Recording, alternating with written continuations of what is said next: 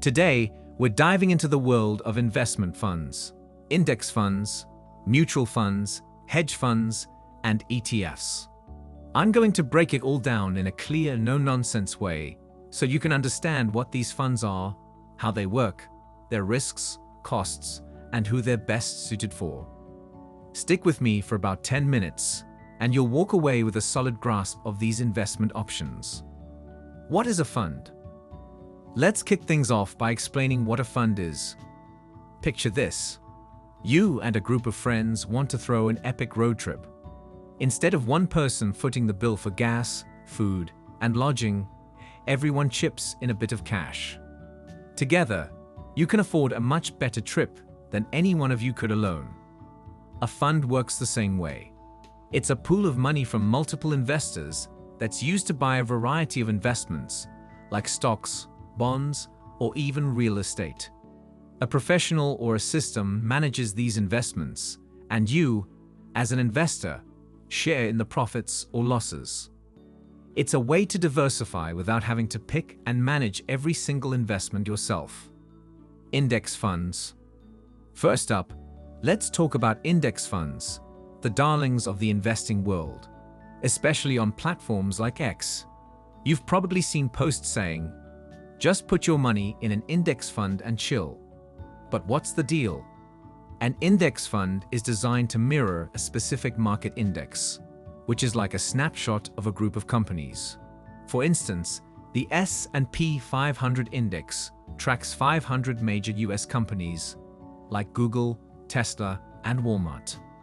The bigger the company, the more influence it has on the index performance. There are tons of indexes out there. Some focus on tech, like the Nasdaq, others on global markets or specific industries like healthcare or energy. Index funds are passively managed, meaning there's no hotshot manager picking stocks. They just follow the index, which keeps costs low.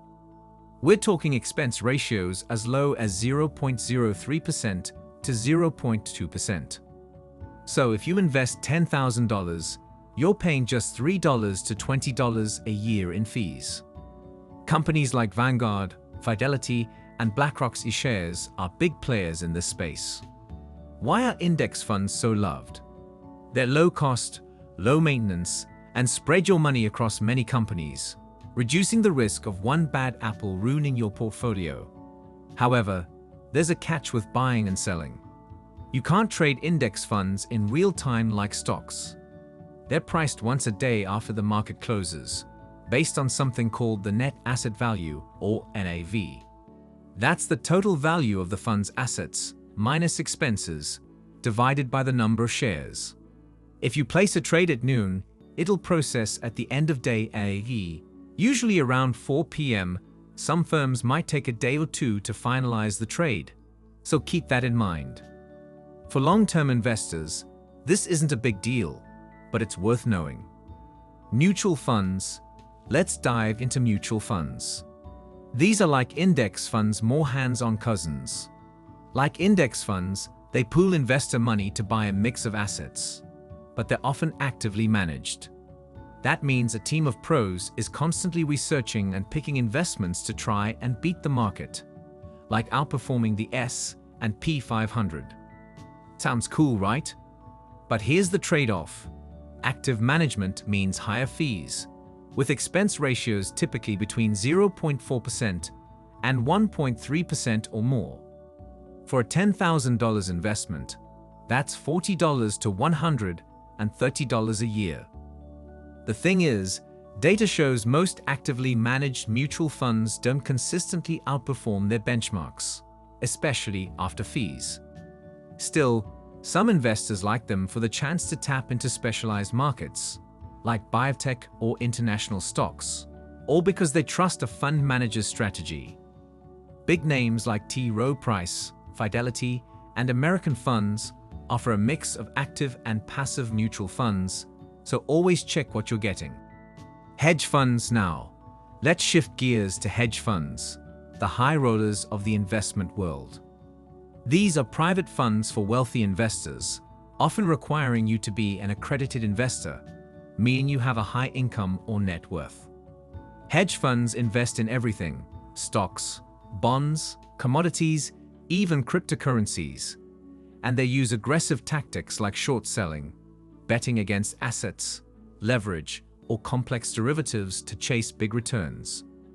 Hedge fund managers have a lot of freedom to make bold moves, which can lead to massive gains or major losses. That's why they're riskier and not for the average investor. Fees are also steep, often following a 2 and 20 structure. A 2% annual fee on your investment plus 20% of any profits. So if you invest $1 million and the fund makes $200,000 in profit, you're paying $20,000 in management fees plus $40,000 of the profits. Ouch. Firms like Bridgewater or Citadel run these, but they're exclusive and not something you'll find on your average brokerage app. Exchange-traded funds. Finally, let's talk ETFs, exchange-traded funds. These are like the cool, flexible sibling of index funds. ETFs also track indexes, like the S&P 500 or a sector like renewable energy, but they trade on stock exchanges like individual stocks. That means you can buy or sell them anytime during market hours, giving you real-time pricing control. Their expense ratios are super low, often 0.05% to 0.7%, and many brokers offer commission-free ETF trades. ETFs are great for diversification, and you can find ones for almost anything: gold, tech, even niche themes like artificial intelligence. Companies like State Street, Vanguard, and BlackRock dominate this space. Because they're so accessible and affordable, ETFs are a go-to for both new and seasoned investors looking for flexibility without high costs. So, what's the takeaway? For most people, index funds and ETFs are the way to go. Low fees, broad diversification, and solid long-term performance make them perfect for building wealth over time. Mutual funds can work if you're after a specific strategy or market, but watch out for those higher fees and spotty track records. Hedge funds? They're for the ultra-wealthy who can stomach the risk and fees for a shot at big returns. I hope this clears up the world of investment funds for you.